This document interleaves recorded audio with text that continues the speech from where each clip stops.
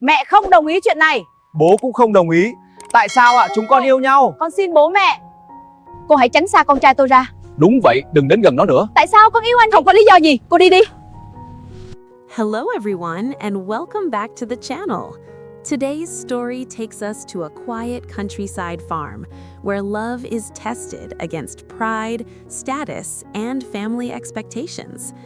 When the parents of CEO Quan unexpectedly arrive, they demand that Tieu Lac leave their son.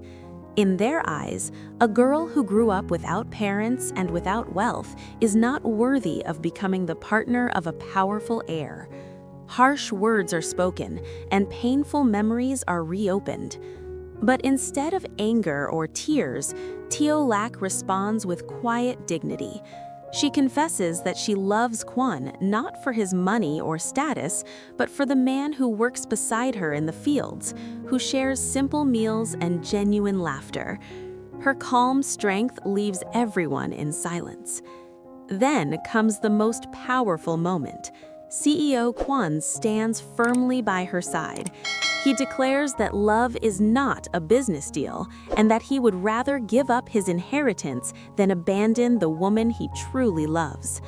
In front of his parents, he chooses sincerity over status, happiness over legacy. If you believe that true love can overcome prejudice and social barriers, this is a story you cannot miss. Don't forget to like, share, and subscribe to the channel to support us and follow more emotional, dramatic, and heartwarming love stories. Your support means the world to us. The late afternoon sun stretched long, golden lines across the quiet farm where Tio Lac and CEO Quan had built their simple but meaningful life together.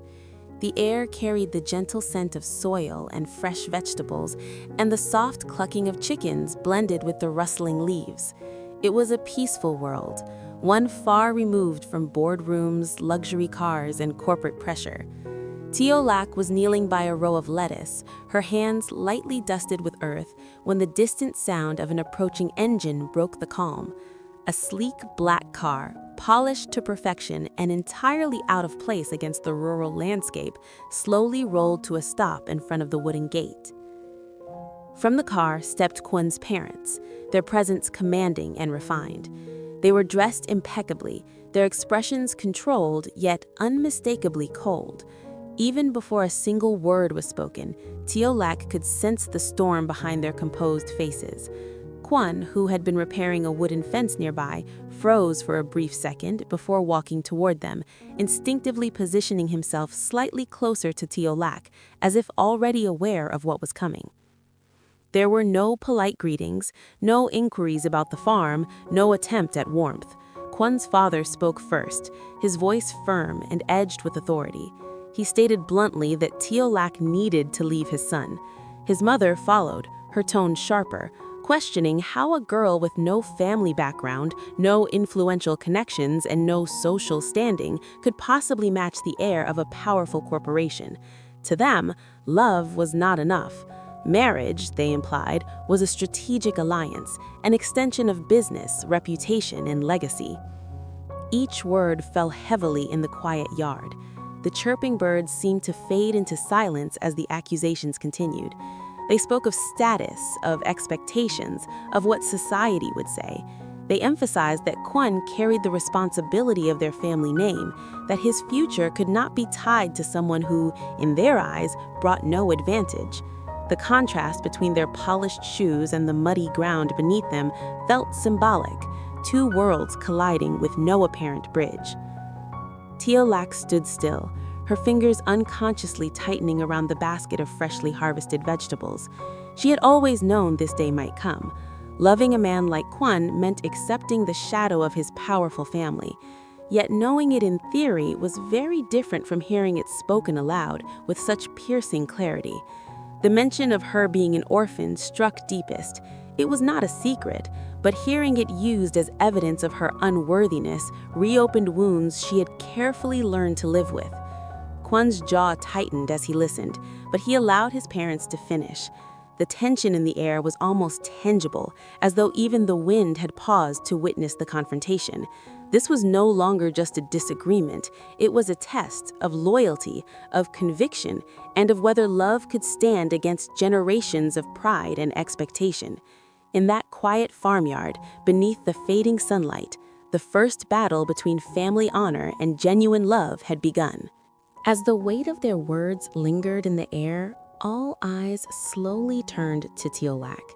The accusations had been sharp, carefully chosen to remind her of everything she lacked: family background, wealth, social influence.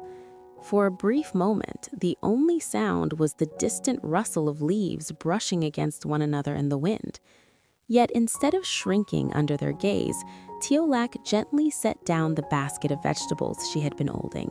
She wiped her hands on her apron, as though grounding herself in the simple, honest life she knew so well. When she finally spoke, her voice was soft but steady. There was no tremor of fear, no trace of anger. She bowed her head politely before lifting her eyes to meet theirs, not with defiance, but with quiet dignity. She admitted that she did not come from a prestigious family. She had no parents to introduce proudly, no inheritance to offer, no powerful relatives standing behind her. But what she did have, she said, was sincerity. She loved Quan not because of his title, not because he was a CEO admired by the business world, but because of the man he was when he stood beside her in the fields. She spoke about the version of Quan who laughed when he accidentally splashed mud on his expensive shoes, who stayed up late repairing fences under dim lights, who listened to her dreams about expanding the farm with genuine interest. The Quan she loved was not the polished executive who commanded meeting rooms. He was the man who wasn't afraid to get his hands dirty and share a simple meal under the open sky. Money, she explained gently, had never been her goal.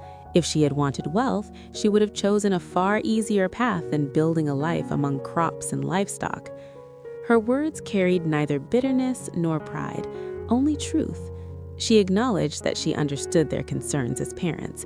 Every mother and father wished to see their child paired with someone who could strengthen their family's position.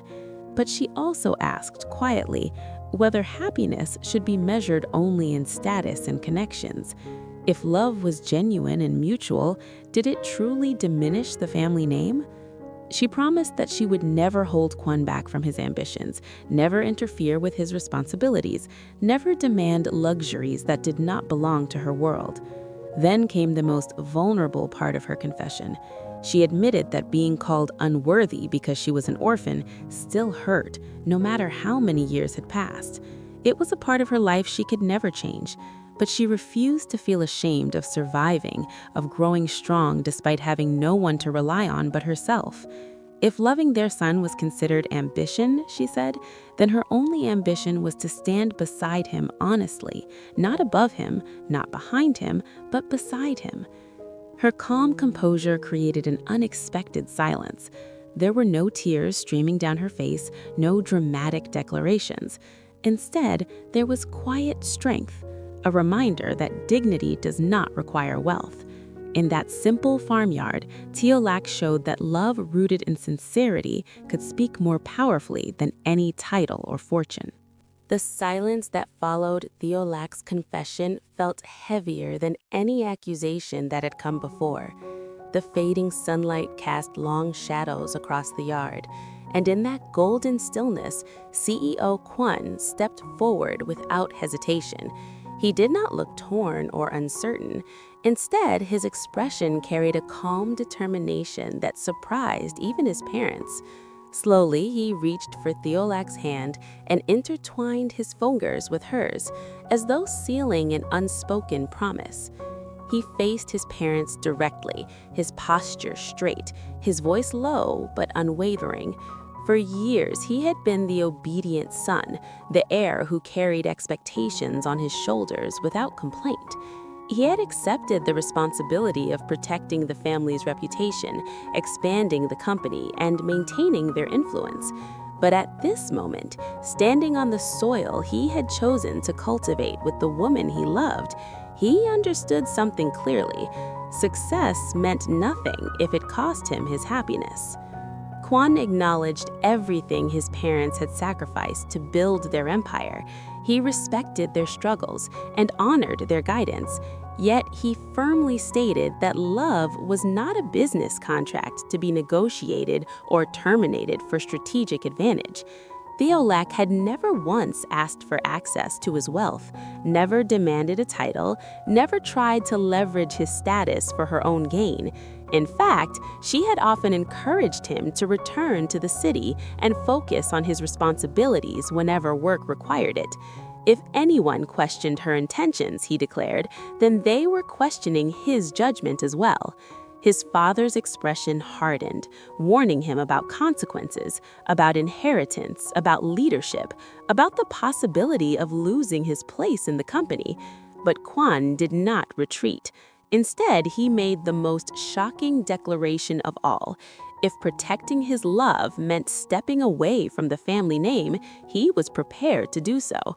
If being their son required abandoning the woman who stood beside him through every quiet sunrise and exhausting day, then he would rather relinquish the title of heir than lose her. His words were not shouted, they were spoken with clarity and conviction. He explained that he had built much of his own success through relentless effort and sleepless nights. He was capable of starting again if necessary. Wealth could be rebuilt, status could be regained, but a heart broken by cowardice could never fully heal. He would not allow fear of losing privilege to dictate his choices.